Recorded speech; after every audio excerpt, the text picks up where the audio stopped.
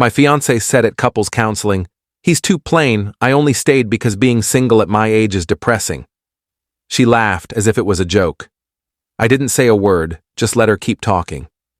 When the therapist turned to me, I said, "I think this session just fixed everything for me." I'm Eric, 27, and I'd been engaged to Vanessa for 8 months when she suggested couples counseling. We'd been together for 4 years total, and honestly, I thought things were fine. Not perfect, but fine. We had our routines, our inside jokes, our plans for the future, but Vanessa kept saying she felt disconnected and that we needed professional help before the wedding. I agreed because that's what you do when your partner says they're struggling, right? You show up. You try. So I found a therapist, Dr. Patricia Hammond, a woman in her 50s with great reviews, and we scheduled our first session for a Thursday evening in early March. The session started normally enough. Dr. Hammond asked us basic questions. How long had we been together? What made us decide to get engaged? What were our main concerns? Vanessa went first. She talked about feeling like we'd fallen into a rut, that our relationship lacked excitement, that she worried we were more like roommates than romantic partners. Fair criticisms, I thought. We could work on that. Then Dr. Hammond asked her to be more specific. Can you give me an example of what you mean by rut? Vanessa shifted in her seat. Well, like, Eric's very predictable. He wakes up at the same time every day, goes to the gym, comes home, makes dinner. It's the same dinner rotation every week. He watches the same shows. He wears the same kinds of clothes. Everything is just safe. Boring, even. I felt my jaw tighten, but I stayed quiet. Dr. Hammond had told us at the start that this was a judgment-free space where we needed to be honest. And how does that make you feel? Dr. Hammond asked. Like I'm settling, Vanessa said. Then she laughed, this nervous little laugh that didn't match the weight of what she'd just said. I mean, he's a good guy. Stable, reliable, all that stuff your mom tells you to look for. But he's too plain. I only stayed because being single at my age is depressing. She kept laughing, like she'd made a joke. Like she expected me to laugh too, or for Dr. Hammond to chuckle knowingly about the trials of modern relationships. I didn't say anything. I just sat there, hands folded in my lap, letting her words sink in. Dr. Hammond's expression remained neutral. Vanessa, when you say you only stayed, can you clarify what you mean by that? Oh, you know. Vanessa waved her hand dismissively. Like, I'm 32. Most of my friends are married or having kids. The dating pool gets worse every year. Eric's safe. He's not going anywhere. He'll be a good husband, probably a good dad. It's just not exciting, you know? I see, Dr. Hammond said slowly. She turned to me. Eric, how are you feeling about what Vanessa just shared? I looked at Vanessa. She was still smiling, like she genuinely didn't understand what she'd just done. Like calling me too plain and admitting she was only with me out of fear of being single was just standard couples therapy fare. I think this session just fixed everything for me, I said calmly. Vanessa's smile faltered. What do you mean? I mean, you just told me in front of a licensed therapist that you don't actually want to be with me. You're with me because you're scared of being alone. That's not a relationship. That's a hostage situation. Eric, come on. She reached for my hand. I pulled it away. I was just being honest. That's what we're supposed to do here. You were honest, I agreed. And I appreciate that, because now I know exactly what I need to do. Dr. Hammond interjected gently. Eric, I think there's value in exploring these feelings together. What Vanessa expressed, while painful to hear, might be a starting point for... No, I said, still calm. I'm not interested in convincing someone to want me. I'm not interested in being someone's backup plan, because the dating pool is depressing. I deserve better than that. Eric. Vanessa's voice had an edge now. You're overreacting. I didn't mean it like that. Then how did you mean it? She opened her mouth, closed it, opened it again. I meant, I just meant that relationships take work, and sometimes you have to choose stability over passion. That's mature. That's settling, I corrected. You literally just said you're settling for me. The rest of the session was tense. Dr. Hammond tried to mediate, to get us to a place where we could communicate productively. But I was done communicating. I answered her questions politely but didn't engage with Vanessa's attempts to backtrack or reframe what she'd said. When the hour was up, I stood, thanked Dr. Hammond for her time, and walked out. Vanessa followed me to the parking lot. Eric, wait. Please, can we talk about this? What's there to talk about? I unlocked my car. I didn't mean to hurt you. I was being too honest. I shouldn't have said it like that. The problem isn't how you said it, Vanessa. It's that you think it. You think I'm boring. You think you're settling. You're only with me because you're afraid of being single at 32. That's not...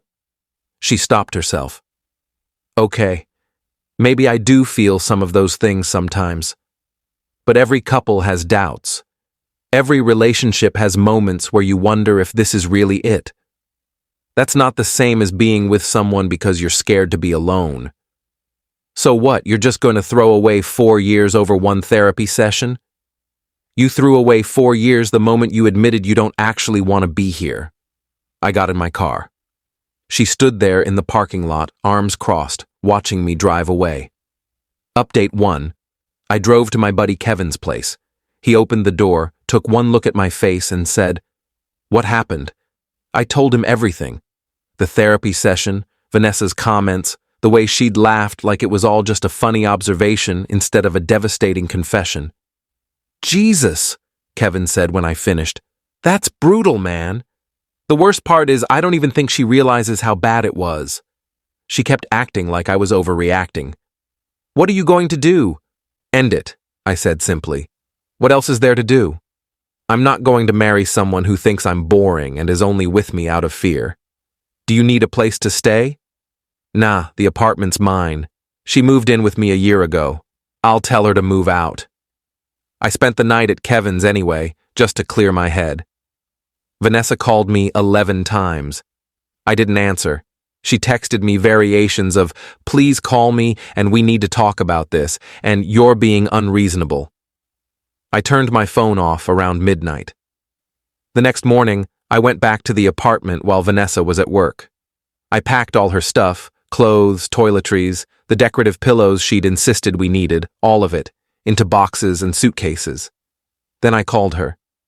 "Eric, thank God. I've been trying to reach you all night." "I know. Listen, your stuff is packed. You can come get it today or I can drop it off at your sister's place. Your choice." "What?" "Eric. No, you're not serious." "I'm completely serious. Over one comment? One stupid comment I made in therapy?" "It wasn't one comment. It was the truth. You said it yourself. You're only with me because being single is depressing. That's not love, Vanessa. That's convenience." "I love you," she said, and she was crying now. "I do." I was just having a moment. Everyone has doubts sometimes.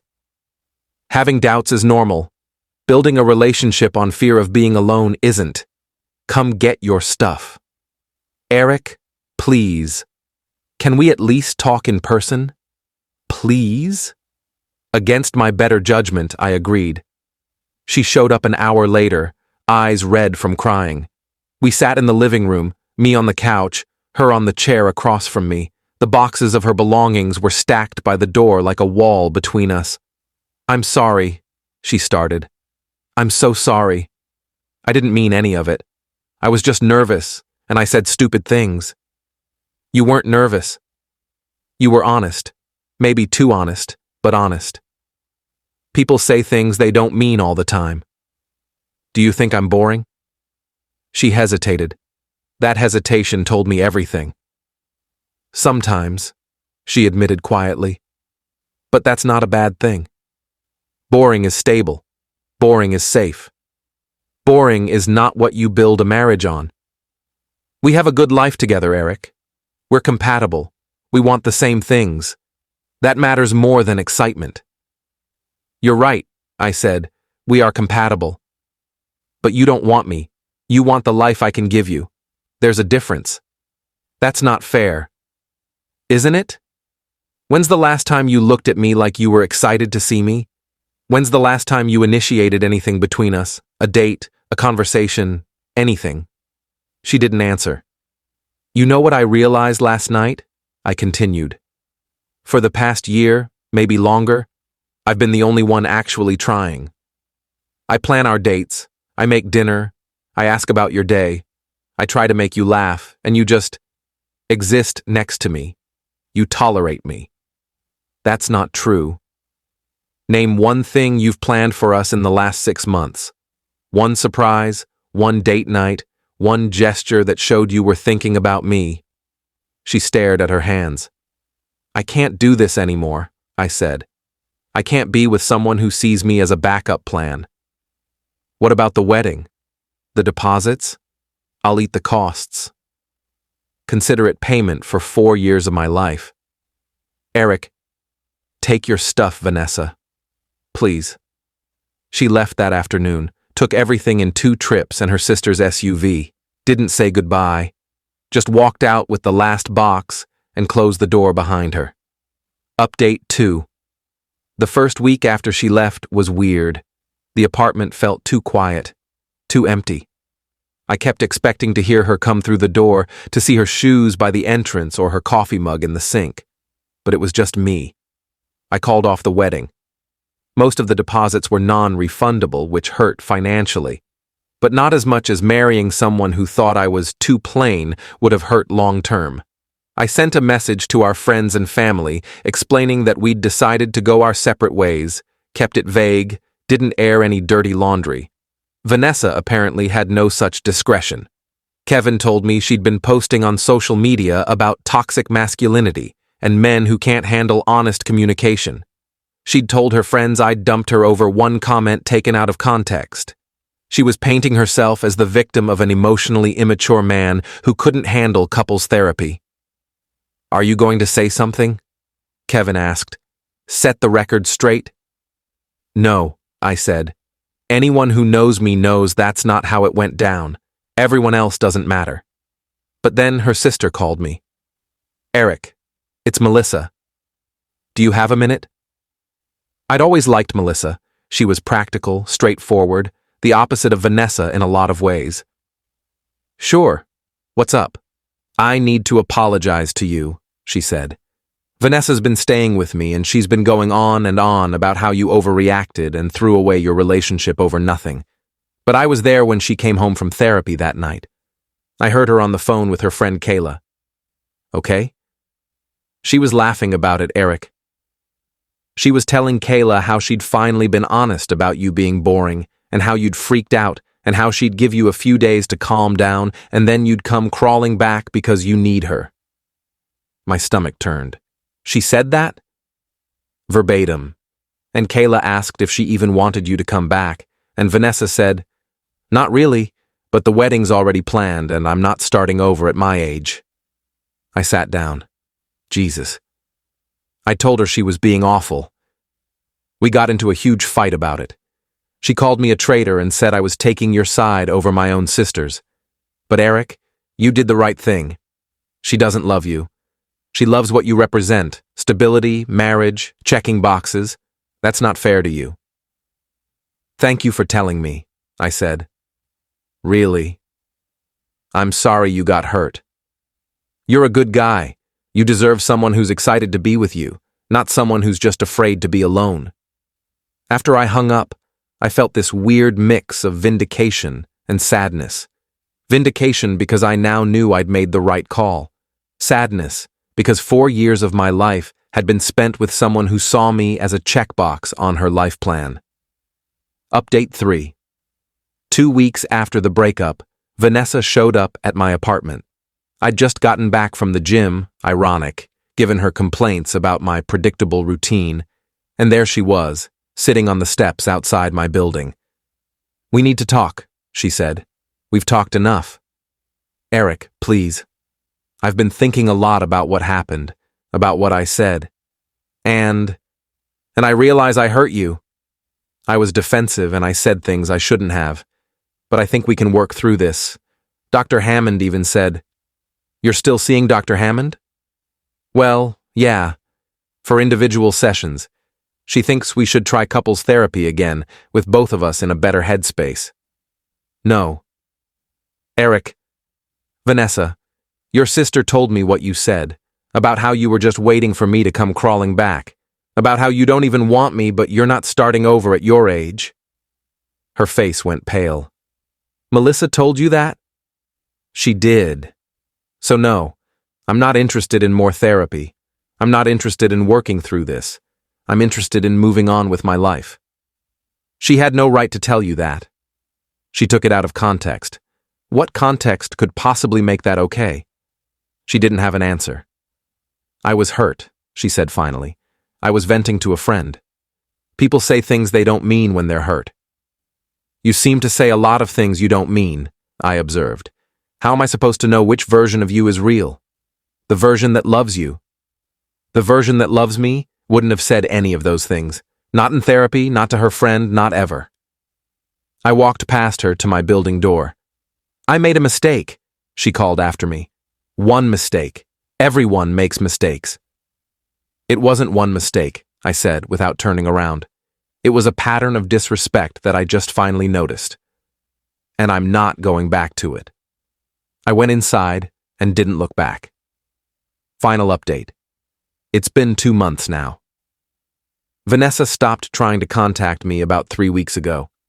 Melissa told me she'd started dating someone new, a guy she met on a dating app, apparently very exciting and spontaneous. I genuinely hope it works out for her, though I doubt it will if she's looking for excitement to fill whatever void she's running from. I've been doing well. Better than well, actually. I started saying yes to things I'd been putting off, picked up guitar again, joined a hiking group, went on a weekend trip with Kevin and some friends. Turns out I'm not boring. I was just boring to someone who didn't appreciate me. Dr. Hammond actually reached out to me last week. She asked if I'd be interested in a few individual sessions to process everything that happened. I agreed. In our first session, she told me something I needed to hear. "Eric, what happened in that couples session was unfortunate, but it was also necessary. Vanessa revealed something she might not have revealed otherwise. She gave you information you needed to make an informed decision about your future. That's valuable, even if it hurt." "I keep wondering if I overreacted," I admitted. "You didn't. You heard your partner say she doesn't value you, and you chose to value yourself instead. That's not overreacting. That's self-respect. I've been on a couple of dates. Nothing serious yet, but there's this woman, Amy, who works at the coffee shop I go to. She asked me out last week and we're getting dinner this Friday. She laughed at my jokes, asked about my hobbies, seemed genuinely interested in who I am. It was refreshing. Kevin asked me yesterday if I regretted how everything went down. "No," I said. "I regret not seeing it sooner, but I don't regret leaving." "Think you'll ever talk to Vanessa again?" "Probably not. There's nothing left to say, and there isn't. She showed me who she was in that therapy session, and I believed her.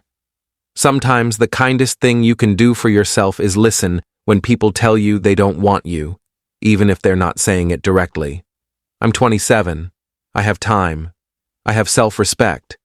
And I have the rest of my life ahead of me with someone who'll see me as an adventure, not a backup plan." Edit 1. People keep asking if I ever got an apology from Vanessa. No, not a real one. Just a lot of justifications and excuses. That told me everything I needed to know. Edit 2. For those asking about the wedding costs. I lost about $8,000 in deposits. Hurt at the time, but worth every penny to not marry the wrong person. Edit 3. Amy and I have been on 3 dates now. It's early, but she's kind and she makes me feel seen. I'm taking it slow and just enjoying getting to know someone who actually wants to be here.